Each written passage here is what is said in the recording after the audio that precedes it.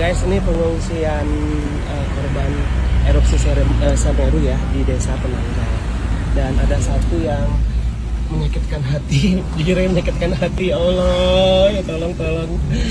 Kenapa juga mesti balihonya panjang-panjang sebanyak seperti ini, ya Allah. Dimana kader-kadernya pada saat evakuasi di TKP benar-benar di titik hitamnya tuh nggak ada, Bu, nggak ada, ya Allah. Ya Allah, senekat ini kah? Ya Allah.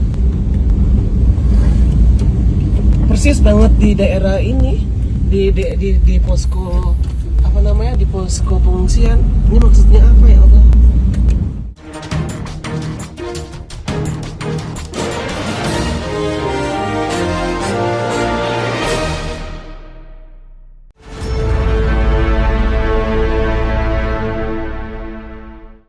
Halo, apa kabar? Senang sekali ketemu dengan saya lagi, Herzmono Arif dan Bung Rocky Gerung. Jangan lupa, salam 0%. Ya. Kabarnya 0%. Yes, ya. Bung Rocky tadi saya baca berita, terus dapat kiriman videonya juga soal baliho Ibu Puan Maharani yang banyak sekali bertebaran di Semeru, tapi narasi yang dibangun banyak videonya balihonya bertebaran tapi tidak relawannya yang tidak ada, dan ini kan kemudian jadi sasaran bully lagi nih, bukan hanya di video medsos tapi media-media konvensional juga memuatnya. Saya kira nih perlu dievaluasi, saya kira ya, tim komunikasinya Bu Puan ini ya, karena bolak-balik blunder ya. Ini kita nggak mau satir kali ini, tapi ngomong serius, karena kalau bolak-balik blunder gini ya kasihan juga kita. Iya, saya kira betul. Lepas dari kritik, sebetulnya Ibu Puan itu semakin banyak balihonya, semakin turun elektabilitasnya tuh. Jadi itu yang mesti dievaluasi sebetulnya. Itu proyeknya siapa? Kalau proyek DPC mungkin diberitahu caranya, atau kalau itu subkontrak. Tapi yang jelas nggak ada semacam ide, nggak ada konsep memasang baliho di mana itu. Ketika orang lagi berduka, baliho dipasang gede-gede itu seolah-olah ikut berduka ya. Itu berduka itu jangan pasang baliho, kayak itu nggak sopan itu kan. Itu mamerin kedukaan, itu datangin aja kan, sapa baik-baik, nggak usah tambah macam-macam. Tapi oke, itu urusan mereka lah. Saya juga justru bergembira aja kalau dibully itu, karena saya ingin semua baliho itu dibully sebetulnya. Tapi sebetulnya yang kita mau terangkan adalah etika dari pemasangan baliho itu namanya nggak ada konsep itu. Jadi sebetulnya Ibu Puan harusnya ada tim evaluasi supaya terlihat bahwa ada yang jujur di dalam baliho. Nah sekarang makin lama kelihatan baliho itu memang hanya ingin nyari panggung di mana ada keramaian, di situ dipasang baliho tuh. Lepas di keramaian karena sukacita atau duka cita, ditaruh di situ balihonya kan. Kan itu buruknya kan itu. Tapi oke, ya bagus-bagus juga. Elektabilitasnya drop itu. Ya. Saya kira ini pelajaran juga buat para politisi lain. Memang ada kecenderungan kemudian jor-joran kalau teman-teman itu datang sebagai relawan dan kemudian mereka masang posko saja, terus kemudian menggunakan atribut di lokasi bencana, is okay lah gitu. Tapi kalau pasang baliho ini memang saya kira nggak sensitif lah ya, dan biaya baliho itu kan besar. Lebih baik daripada biaya digunakan untuk baliho kan untuk membantu mereka yang sedang mengalami bencana, itu jauh lebih bermanfaat gitu. Kan orang akan hitung, baliho itu ditaruh di ketinggian, itu artinya bersih terus. Sementara orang mau cari tahu berapa banyak baju kader PDIP yang kena lumpur, sebanyak baju FPI yang putih yang berlumpur kah? Kan begitu perbandingannya kan. Jadi sebetulnya harus konkret itu, diperlihatkan bahwa ada relawan yang masuk ke lokasi bencana, itu nggak kelihatan itu. Dan sebetulnya tentu juga mungkin saja ada, tapi selalu orang anggap bahwa inisiatif pertama kebencanaan itu adalah FPI karena mereka terlatih dengan prinsip itu. Sementara PDIP selalu menunggu kerumunan untuk memperoleh tambahan suara melalui baliho-baliho itu. Jadi buruknya di situ sebenarnya. Kita kasih kritik dalam upaya supaya walaupun persaingan itu tidak setara, tetapi bikin persaingan yang etis lah itu. Jangan mengambil kesempatan di dalam keadaan bencana tuh. Ya, tentu saja Pak Ganjar senang aja kalau balihonya Bu Puan dibully kan. Tapi kita mau bikin pendidikan politik supaya pameran politik itu dilakukan secara artistik sekaligus secara etis kan itu kan. Artistik dapat tapi etisnya nggak dapat. Ya, karena memang dari sisi rimanya udah bunyi lah, tangismu adalah tangisku juga, itu kan kayak dari situ sih bagus, maksudnya berempati. Tapi yang nggak pas itu wujudnya dalam baliho itu. Oke lah, kalau gitu kita lupakan sajalah ini tadi soal baliho-baliho. Tetapi ini viral videonya, jadi mau nggak mau kita mesti bahas ya. Yang dilupakan balihonya apa capresnya?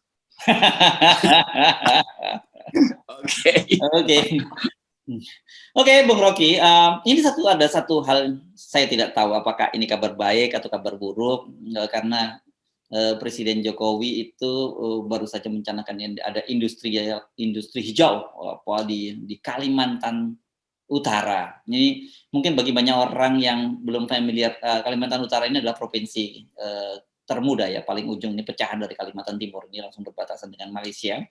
Dan yang menarik itu adalah karena ini Presiden Jokowi kelihatannya sangat bangga dengan proyek ini, dan yang membuat saya sih yang menarik itu adalah pernyataan dari Pak Luhut. Ternyata kata Pak Luhut, mereka baru tahu proyek yang akan digunakan itu lahannya itu 16.000 hektar dan nanti ditargetkan sampai 30.000 hektar. Itu ternyata miliknya Garibaldi Thohir, kakaknya dari Erick Thohir. Kok bisa kebetulan gitu loh ya, itu yang Jadi lelucon akhir tahun beginian yang bikin orang ya mau apa, mau ketawa tapi bingung juga. Masa Pak Luhut nggak tahu itu kan dia mau meresmikan sesuatu yang dia nggak tahu, itu kan gila. Bayangkan misalnya kalau tanah itu bermasalah, Pak Luhut nggak tahu. Jadi dia jadi clear karena dia punya sesama oligark gitu, kira-kira begitu prinsipnya kan.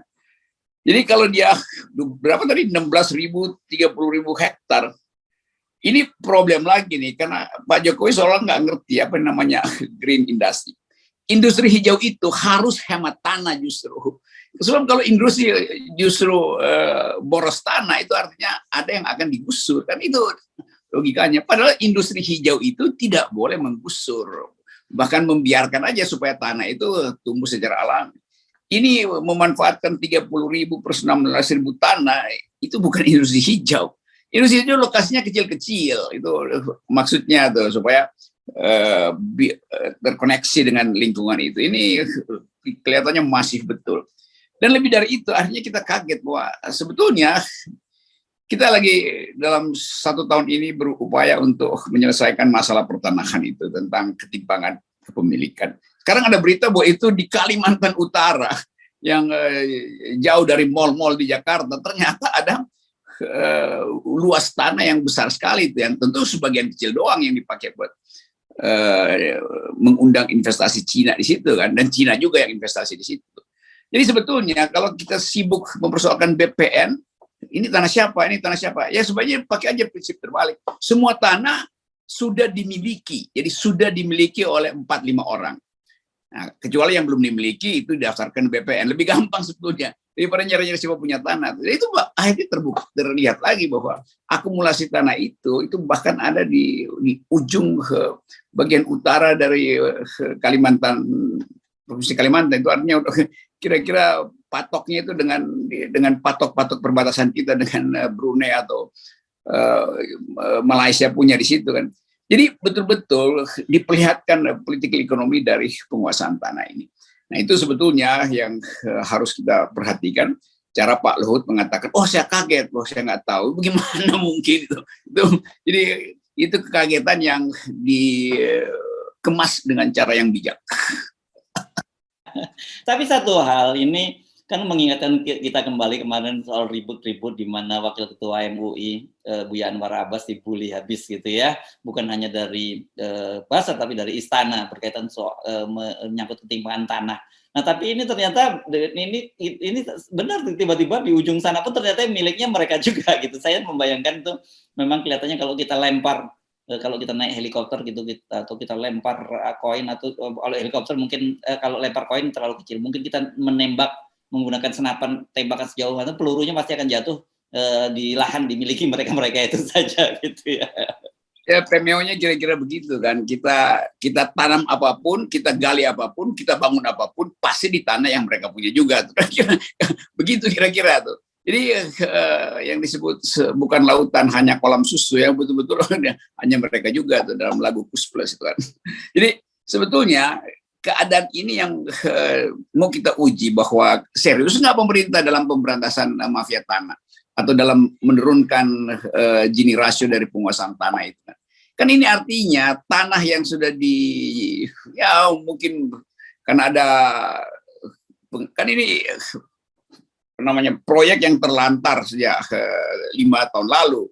Nah, sangat mungkin karena kita tahu atau proyek ini bakal dilanjutkan, maka tanah itu dibeli duluan supaya dipakai di situ kan. Kan ini akal-akalnya kan begitu kan. Begitu dengar ada proyek baru, maka dibelilah tanah itu dengan cara murah supaya langsung naik harganya. Begitu investor Cina masuk tuh. Jadi beginian itu yang menimbulkan ya ada kepongahan sebetulnya dan ada penyelundupan hukum segala macam. Jadi bagian-bagian ini yang meresahkan publik. Yang mungkin sekali nanti enggak ini biasa tanah yang udah lama. Iya, tapi itu menimbulkan kecurigaan karena pemilik tanahnya itu adalah saudara dari menterinya Jokowi kan, itu dengan sendirinya terlihat KKN-nya pasti ada di situ. Nah, yang kita tahu kan Garibaldi ini adalah pengusaha tambang gitu ya biasanya. Nah, ini dia ternyata punya lahan yang sangat luas di situ dan nggak ada urusannya dengan tambang. Dan kita tahu bahwa selama ini disebut-sebut bahwa Kalimantan itu adalah paru-paru, salah satu paru-paru dunia. Kemarin orang sudah ribut-ribut dengan ibu kota baru yang ternyata kemarin berjandanya ibu kotanya belum pindah, banjirnya sudah pindah duluan kan gitu karena kemarin banjir. Nah, sekarang tiba-tiba Kalimantan Utara tadi disebutkan bahwa oleh Pak Luhut ini diperkirakan akan menyerap tenaga kerja sampai 100.000 orang. Saya membayangkan kalau tenaga kerja yang terlibat saja 100.000 orang, itu kan berarti nanti di situ ada industrial, ada industri, ada perumahan, ada macam-macam, dan itu lagi-lagi akan akan mengganggu lingkungan hijau yang ada di Kalimantan. Dan menjadi pertanyaan lagi, siapa yang akan menghuni kawasan itu? Karena kalau saya lihat baca-baca tadi, ini termasuk kemampuan ekonominya rakyat sekitar itu juga nggak mungkin mereka tempat itu. Jadi pasti akan ada pendatang baru di situ yang masuk. Itu udah jadi rumus kalau investasinya dari Cina itu artinya tenaga kerjanya juga dari Cina. Itu dalilnya kan begitu. Nah, sekarang Indonesia baru nego di Glasgow kemarin. Kita akan net zero emission itu di 2060 itu 2060. Nah, sekarang ahli lingkungan internasional, LSM dunia juga mulai memantau lagi bagaimana mungkin Indonesia memenuhi janjinya yang sebetulnya udah 2 kali tertunda itu, diperpanjang terus sampai 2060. Kalau sekarang ada lahan besar dibuka di Kalimantan dengan industri yang betul-betul ekstraktif itu, jadi mengolah tanah dan menggusur pohon segala macam itu. Lalu ada pekerja yang akan membutuhkan sumber daya besar di situ kan. Daya dukung air, daya dukung segala macam itu. Jadi kerusakan pasti terjadi. Itu artinya Indonesia tidak mungkin comply dengan janji dia lagi yang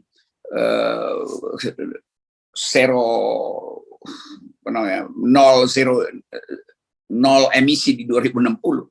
Jadi bagian ini yang sering kali orang pengamat asing menganggap memang nggak ada konsep dalam kebijakan. Jadi Pak Jokowi kan mestinya Pak Jokowi terangkan bahwa kami akan menunda ini karena kami berjanji untuk zero emission di 2060. Maka nanti lihatlah setelah 2024. Tapi kan ada desakan oligarki, pasti tukar tambah tanah itu udah pasti diperoleh karena pasti ada cashback atau buyback apapun istilahnya. Setiap kali kita mengundang investasi dari Cina itu karena itu dalilnya. Dan sekaligus masuk lagi tenaga kerja asing di situ dan itu menimbulkan kecemburuan sosial baru. Jadi sangat mungkin Pak Jokowi memang nggak paham apa yang disebut green economy itu atau green industry. Dia cuma menyebutkan aja istilahnya, tapi dia nggak tahu apa konsekuensinya. Itu bahayanya kalau pemimpin nggak tahu konsep-konsep dasar itu. Ya, karena kita sudah bisa membayangkan tadi pekerjanya ya ada 100.000. Jadi artinya akan ada pemukiman baru di situ, akan ada industri di situ. Anda tadi menyebut betul daya dukung lahan, daya dukung air dan sebagainya. Hampir dipastikan yang terjadi bukan industri hijau, tapi malah merambah atau merusak lahan hijau yang ada di situ kan. Betul. Lain kalau misalnya Pak Jokowi umumkan bahwa oke, kami akan lakukan industri hijau karena itu kami sekarang sedang studi AMDAL. Tapi kan nggak hanya istilah itu, tiba-tiba udah diresmikan, dimulai, AMDALnya pasti belum dimulai. Tapi nanti orang istana bilang kan nggak perlu AMDAL, kan AMDAL itu udah diambil alih oleh pusat di dalam Omnibus Law. Hak AMDAL itu yang adalah hak masyarakat adat atau hak komunitas itu dibatalkan. AMDAL itu nggak perlu datang ke lokasinya on the spot, cukup aja dari Jakarta. Jadi betul-betul di Undang-Undang Omnibus Law itu dirancang untuk merusak lingkungan tuh, dan untuk memanjakan investor yang memang kita perlukan karena kita udah berhutang. Jadi segala macam hal yang ada di media massa itu akhirnya diketahui oleh rakyat yang paling kecil pun bahwa Indonesia sudah digadaikan pada Cina tuh. Kira-kira begitu pikiran publik. Ya. Oke, baik, kita memang terkaget-kaget tiba-tiba muncul ini yang nggak pernah dengar tiba-tiba muncul. Tapi kita mesti terus mengamati dan seperti biasa kan industri hijau atau apapun namanya itu kan di Indonesia itu hanya muncul sebatas jargon gitu ya, hanya semacam jargon yang sebenarnya nanti realitasnya tidak seperti itu. Ya, setiap kali ucapan presiden industri hijau itu betul-betul sama seperti status baliho yang jargonnya doang isinya tuh. Nggak ada efek apa-apa itu sebetulnya. Yang ada adalah jargon yang merusak keakraban, yang ada adalah konsep industri hijau yang justru bertentangan dengan prinsip-prinsip kehijauan. Itu konyolnya kalau nggak dituntun dengan konsep, sekedar ingin kerja, tapi tanpa mikir. Ya, oke. Dan kalau Anda ingin semua kekonyolan-kekonyolan ini dihentikan, maka dukung 0%. 0%. Itu kesimpulannya selalu. Siap. Terima kasih, Bung Rocky. Oke.